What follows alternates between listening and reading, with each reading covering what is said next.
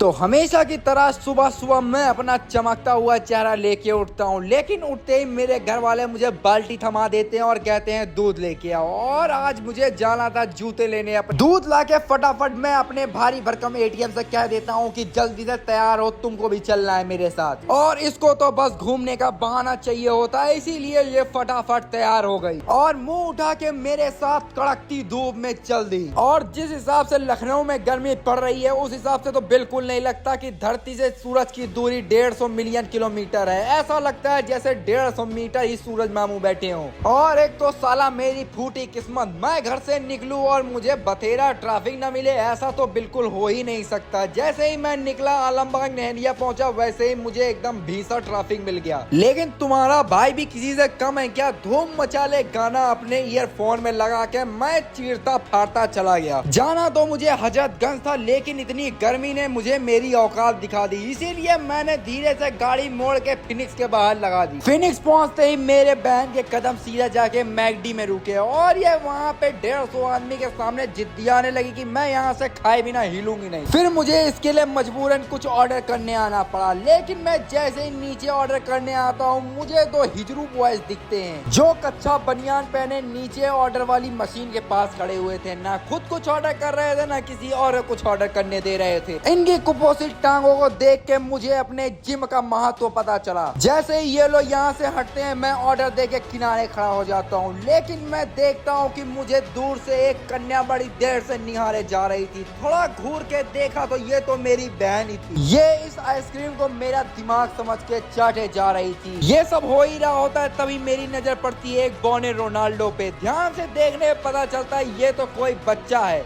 ये मॉल में फुटबॉल खेल रहा था। इससे पूछने में बताया गया कि इसके ग्राउंड में एसी की व्यवस्था नहीं है, इसीलिए ये मॉल के बीचों बीच में फुटबॉल खेल रहा है। मुझे ये सुन के बहुत ही बुरा लगता है और मैं इससे कहता हूँ कि इसमें तुम्हारी मदद अंजलियंस ही कर सकते हैं। जब तक ये सब हो रहा होता है तब तक मेरी बहन मेरे जूते के सारे पैसों का खा जाती है और फिर मजबूरन मुझे जूते चुराने पड़ते हैं। जैसे ही मैं जूते चुरा के निकलता हूँ वैसे ही ये खबर आग की तरह फैल जाती है और जो वहाँ के सिक्योरिटी जो खड़े थे वो एकदम मुस्तैद हो जाते हैं। पर मैंने भी कोई कच्ची गोलियां नहीं खेली होती है और मैं भी इनके चंगुल से भाग निकलता हूँ और जूते चुराने में सफल हो जाता हूँ। इसी के साथ समय रहते मैं वहाँ से निकल लेता हूँ और हमारी जूते की चोरी एकदम सफल हो जाती है। इसके साथ मिलते हैं अगले व्लॉग में, तब तक के लिए राम राम।